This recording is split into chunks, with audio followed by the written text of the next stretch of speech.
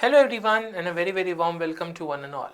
In this interesting session for the CUET grammar, we are going to cover a few topics in series, not only focusing on the concepts but also the important things we must keep in mind when we are solving questions on grammar. So this session is going to give you a clear insight into what grammar section is being tested and how you need to solve questions on the grammatical part, right? Let us get the session moving, guys. Now, what does CUET test you on when it comes to the grammar? It is not how well you have learned the rule, but how well you can apply the rule. So, you are tested on the application of the rules.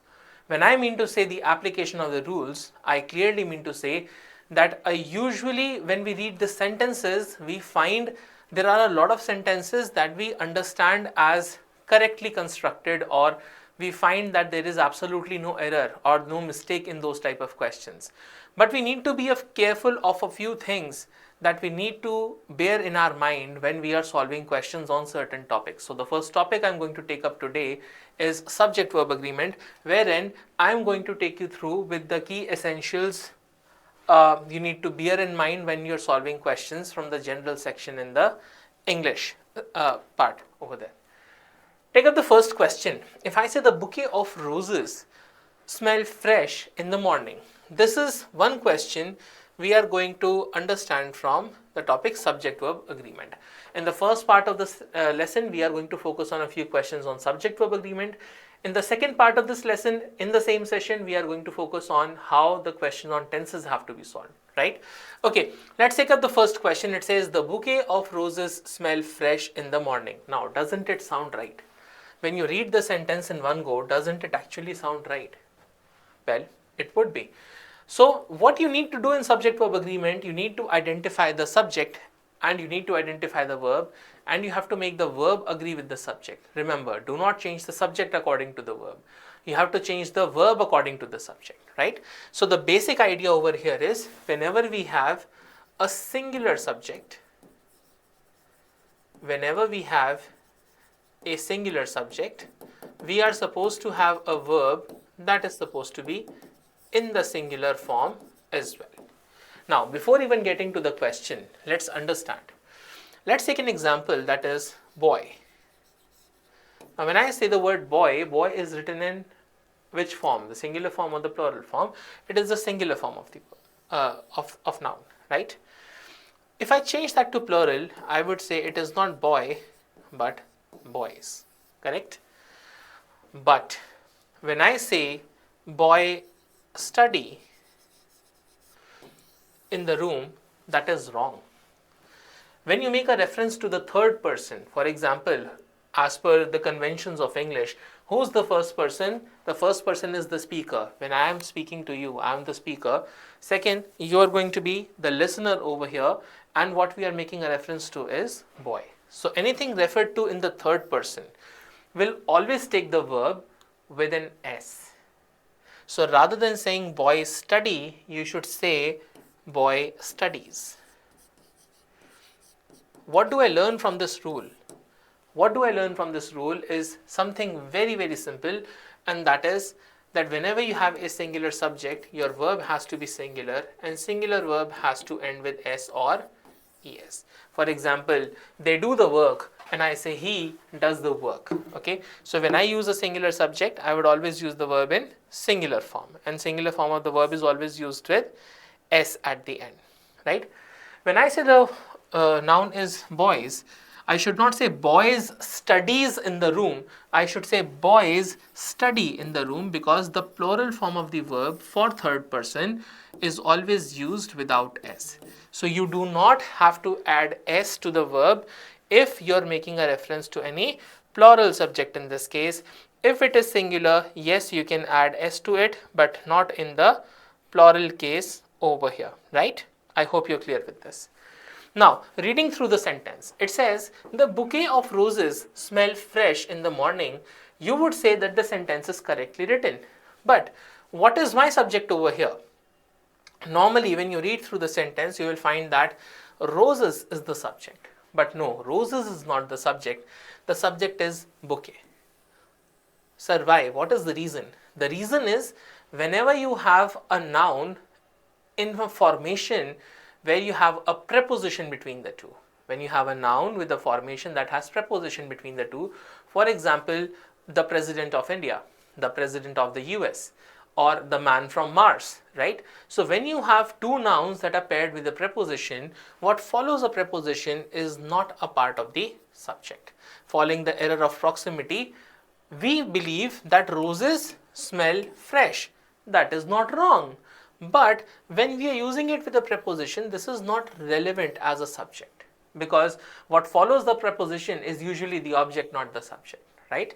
So bouquet over here is a singular noun. Singular noun would always carry verb with S. So rather than saying bouquet smell, we should say bouquet smells fresh, correct? So whatever follows a preposition, first important rule to remember, whatever follows a preposition should not be a part of the subject. You need to avoid that. Coming on to the next question, dear ones. Everyone in the class were excited about the trip. Now you would again believe that everyone could be the subject over here, or class could be the subject over here. But then again, what is the first rule that we have learned is what follows a preposition is not a part of the subject, correct? So what is my subject over here is everyone. Everyone is a pronoun. Can pronouns be subject? The answer is yes. If I say he goes to the school, she goes to the school, they go to the school, right? Then when I say the words like everyone, each, either, neither, anyone, anybody, someone, somebody, these are indefinite pronouns. Now indefinite pronouns are construed in the singular case, not the plural one. So they are always meant to be understood in the singular case and not the plural case over here. So everyone in the class were excited about the trip? No, everyone in the class was excited about the trip. That should be your answer. Similarly, if I have to construct a sentence and I have to ask you randomly, and if I say each of the chairs are broken, what would you believe is the subject over here? You would believe that the word subject is chairs, but be very careful, what follows a preposition is not a part of the subject. It is not relevant as a subject. So the subject over here becomes each. Now, sir, when we read these sentences, they sound right. See, this is the skill that is tested. You would read sentences that may sound right, but you have to make corrections in that sentence considering the appropriate word or the subject or the rule, right? Rather than following the rule, just follow a few tip-offs or a few hints to solve these questions. When I say of the chairs, it is a part of the preposition, not my answer. Each is the subject. Now each, either, everyone, everybody is understood as singular, not plural. That's why my answer would be each of the chairs is broken over here, right? Okay, coming on to the next question and learn the rule through that. The teacher along with the students are attending the meeting. Listen to me very carefully. Now, what would be the subject to this entire sentence? A few of you would say, sir, teacher can be the subject. A few of you would say, sir, students can be the subject, because what is a subject usually is a noun. The relevance to read a noun, we understand the relevance of noun only in subject-verb agreement. Why is noun studied? Noun is actually studied to understand the dynamics of subject-verb agreement. Now, the teacher along with the students are attending the meeting. Sir, this sentence actually sounds correct. No worries, but there is a rule that you need to remember. What is put within 2 commas is not relevant to the subject. What is put between 2 commas is not relevant to the subject. If it is not relevant to the subject, we should not consider this as a subject also. My only subject over here was teacher. And when I say teacher is singular, I should use the teacher along with the students is attending the meeting. Now, if I were to say something like this, the teacher and the students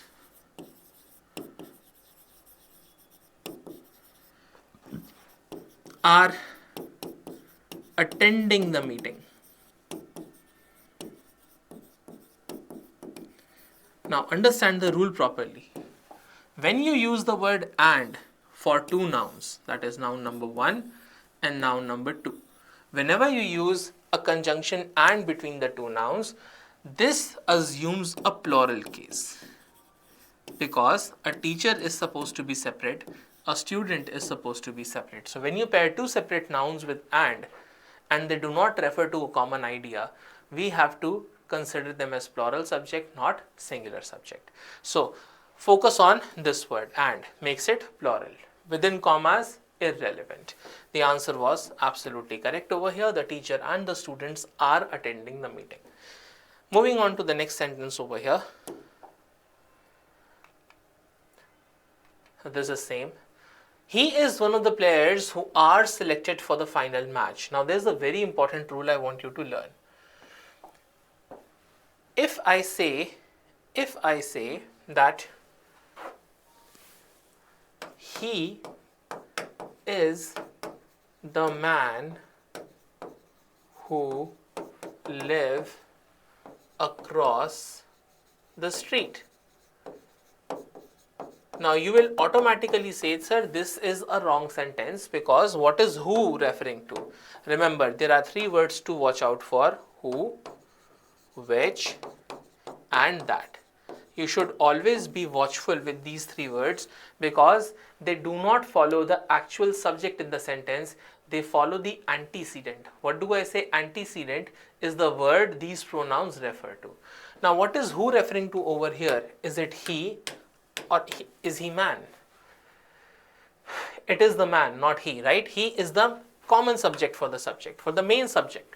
But for this entire piece of information, that is a dependent clause, we consider man as the subject.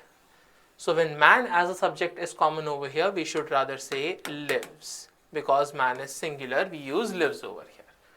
Similarly, what should I focus on in the sentence? Should I focus on he, one, or players?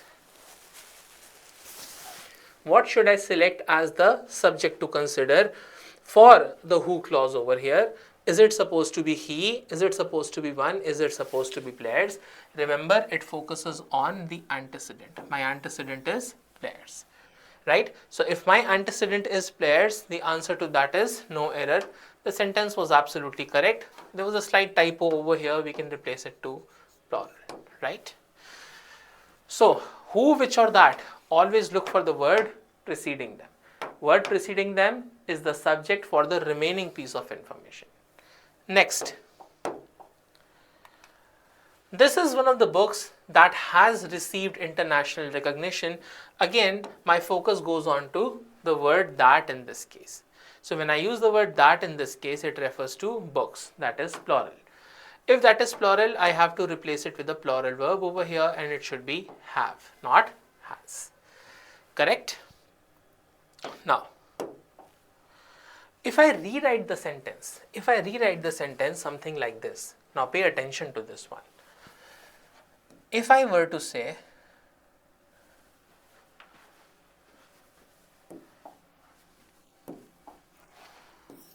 one of the books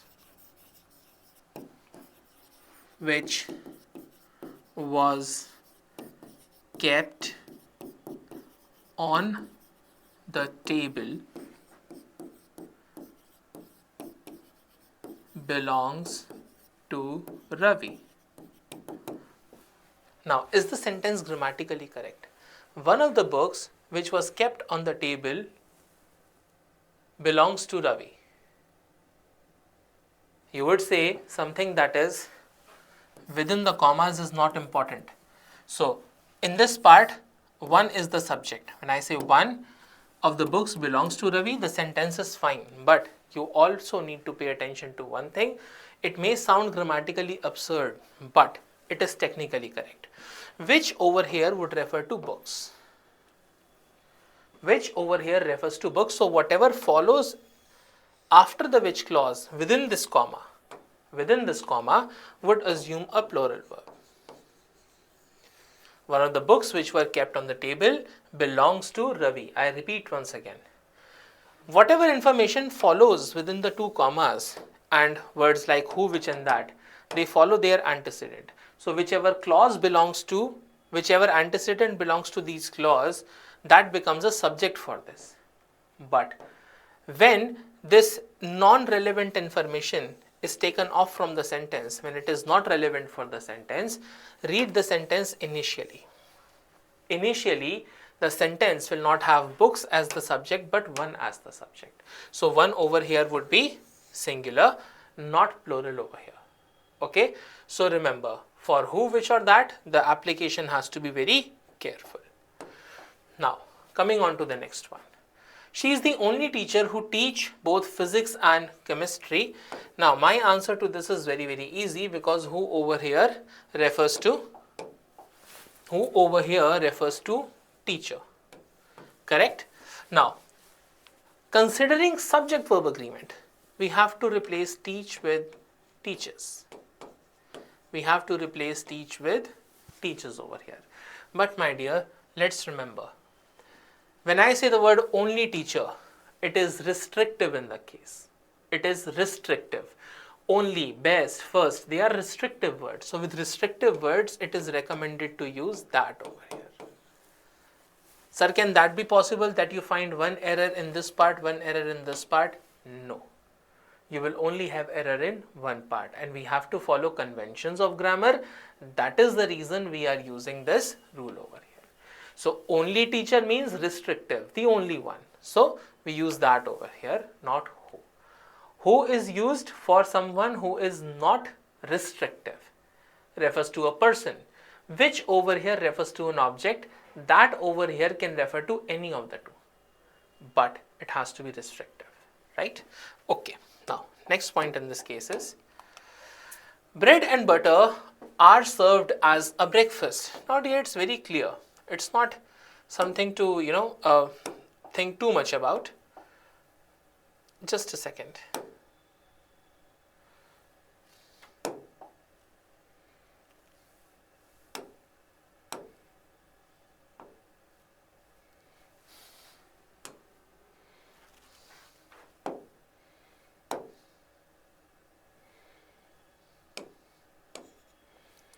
Okay, so when I say the news are very encouraging for the team, remember certain nouns that appear singular, that appear plural, but they are considered singular, they always assume the singular verb, like news, ethics, mathematics, politics, billiard, chess. They are furniture, advice, they are only considered in singular case, not the plural one. The word news over here is singular.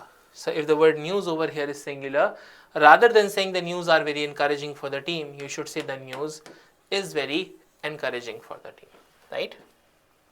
Okay, next up. The police is investigating the matter seriously. Now, normally when you have words like team, jury, class, right? You have words like committee, or you have words that indicate a group of people. We consider them as singular. For example, we should not say that the team have won the match. You should say the team has won the match. But there is a major exception over here. The exception is that the word police, whenever you construe police chasing someone, remember there are two things over here. Police chasing someone is not police as a system, it is police as policemen. So policemen is used in the name of police over here.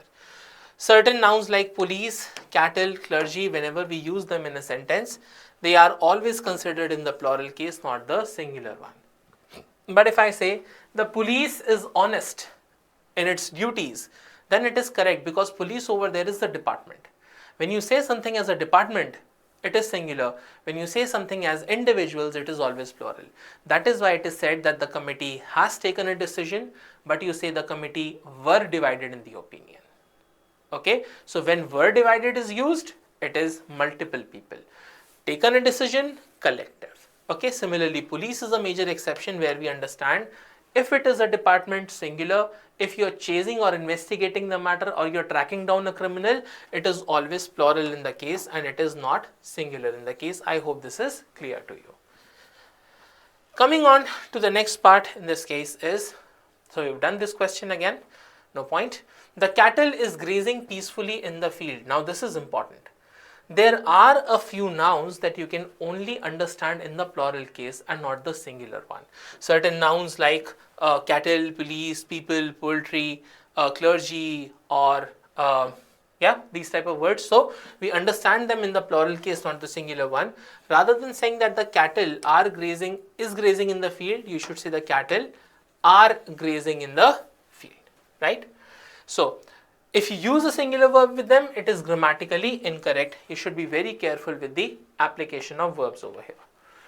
Coming on to the second part, with the first part of subject-verb agreement being dealt with, we are now confident that we can handle multiple questions based on the same. Coming on to time and tenses.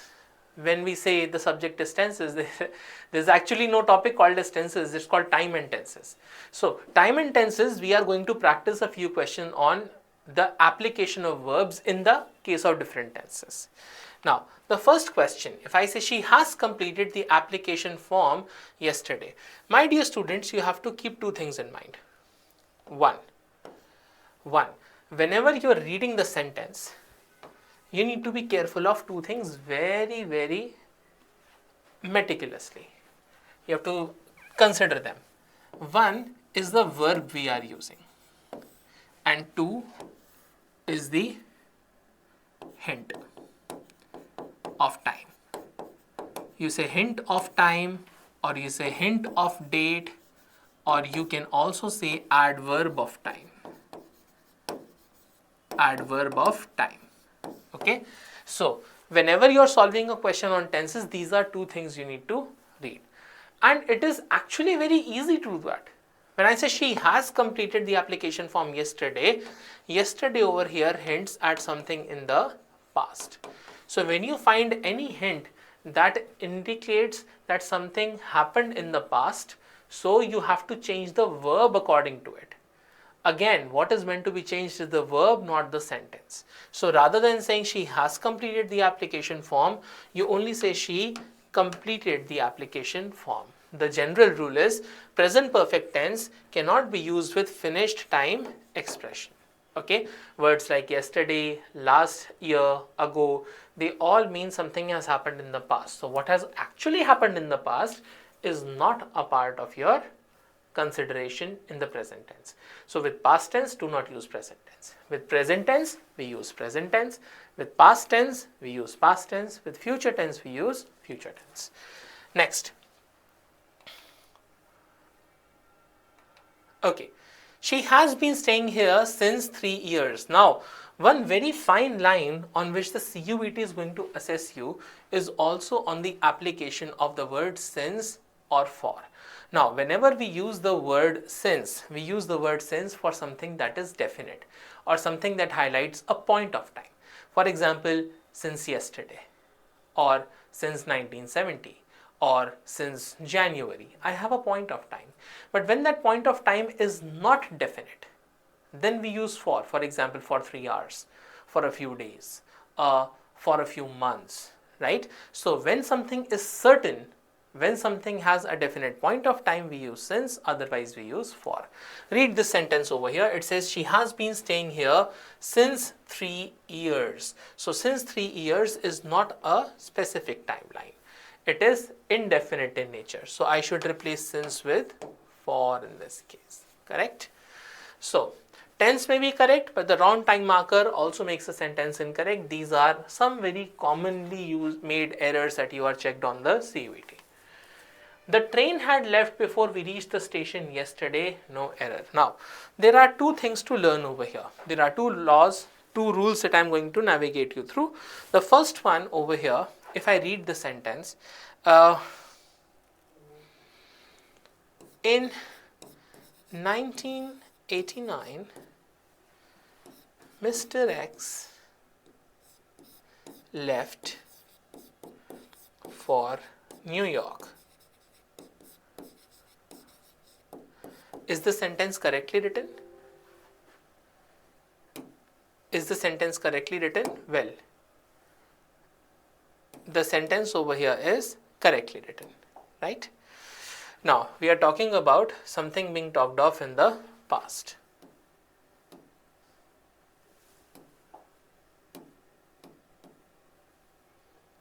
Okay, I'll take you up with the current slide only. Now, coming back.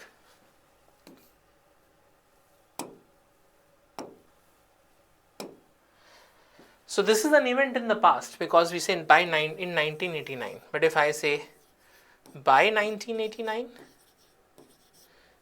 when I say by 1989, so this is an action already completed before an action in the past. So the action already completed before a certain time, we are supposed to use past perfect over here. So what is the difference between simple past tense? Simple past tense is any action completed in the past, not certain. The time period is not certain. But for past perfect, there is a specific time before which the action completed. So specific time before which the other action completed, we use past perfect. Similarly, when I take a sentence and I say, I saw the vehicle before it stopped near me. Now, you would read the sentence and you would say, sir, they both are written in the past tense and the sentence is absolutely correct. But when you have to check for dependency of action, I make it very clear, when you have to check for dependency of action, the first action in the sequence uses past perfect tense. The second action over here uses simple past tense. How do we need to check this? Focus on the word before. Words like before, after, by the time, by. This is given to actually make you understand dependency of action. So when I say, when did I see the vehicle and when did the vehicle stop? I saw the vehicle first and then the vehicle stopped. So whatever happens first, we use past perfect over here. Okay? And whatever happens second, we use simple past tense for that. It is absolutely clear. Now, sir, if I replace this word before with after over here, I saw the vehicle after it stopped, so the order would change now. The order would change and it would be that the vehicle stopped first and I saw it later. So it would be I saw the vehicle after it had stopped near me, right? So I hope this is absolutely clear to you when it comes to the application. Let us apply the same concept on this sentence and let us try to make out if our assessment is correct or not. The train had left before we reached the station yesterday. Is this sentence correct? What happened first? What happened first is that the word before over here makes it clear. The train left first and we reached second. So there is a dependency of action. In the dependency of action, first action uses past perfect. So simple it is, the train had left before we reached the station. Okay. Going on to the next sentence, if he will work hard, he will surely succeed in the examination. A very common question. When we have something that already highlights an event due to happen in future conditionals. When we have an action or an event due to happen in future, already this word if or the word when or the word whenever, they indicate that the action is bound to happen at some time in the future. Remember, in that case, we should not use a double future tense over there. I repeat, words like if, when, unless, until, they are automatically inclined to tell you that something will happen in future. So they automatically say something happens in future. We do not have to use another verb form with them. So rather than saying if he will work hard, you should say if he works hard. If he works hard, correct? Whenever you will come, no, whenever you come. Unless he will go, so unless he goes, correct?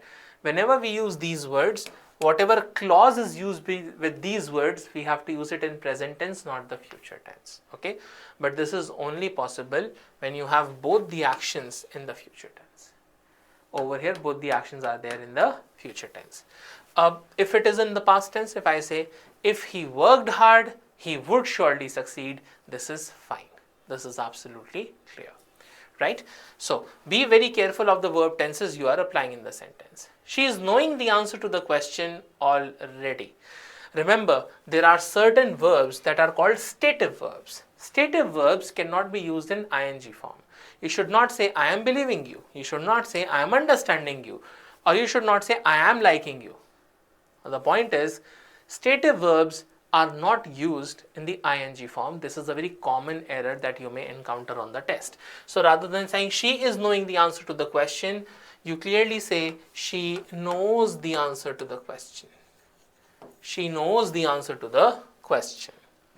Next, he has been teaching in this college for 10 years now. Okay, so whenever you get a sentence where you have words like since or for, as discussed previously, so since or for indicate that the action started in the past and it continues to the present and it is expected to continue as well.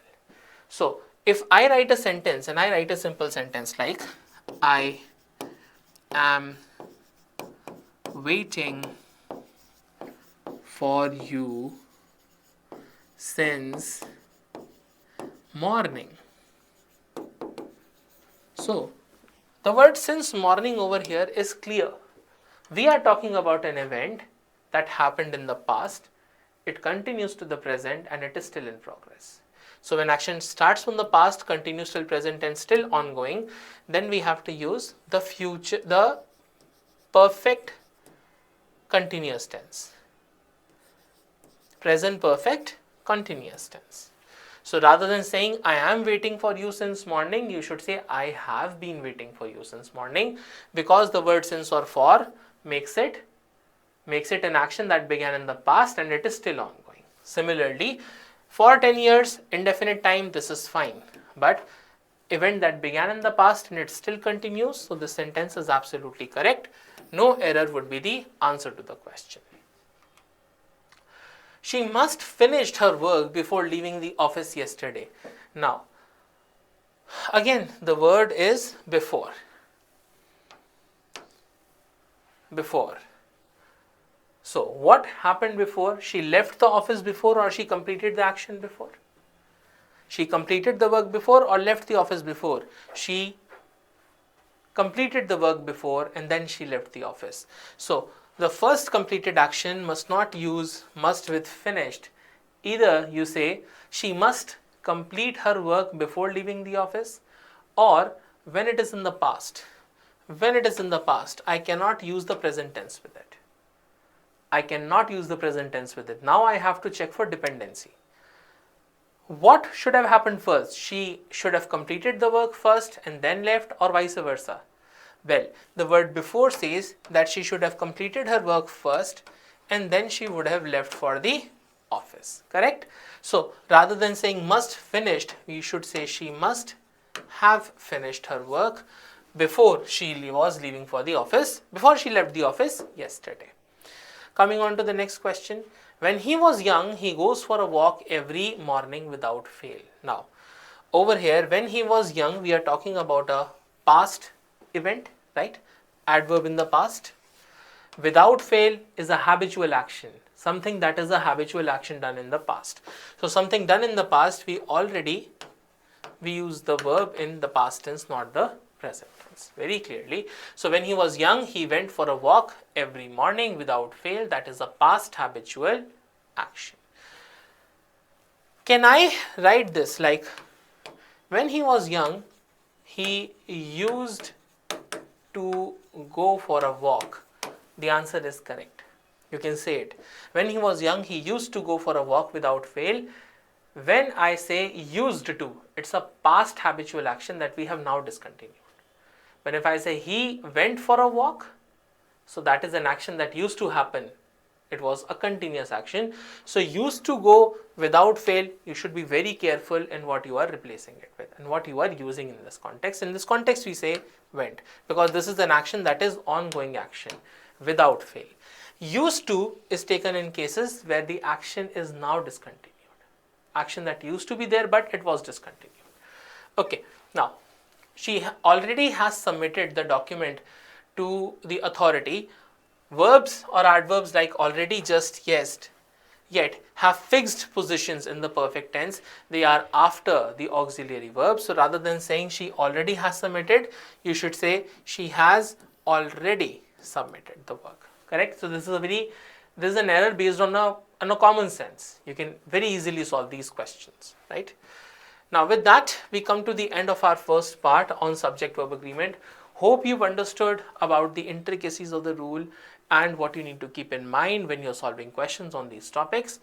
We'll be meeting you up in the next part of the video now with another very interesting topic, that is prepositions and conjunctions, and we'll be solving some very, very important questions based on that. Till that time, keep learning and keep sharing. That'll be all.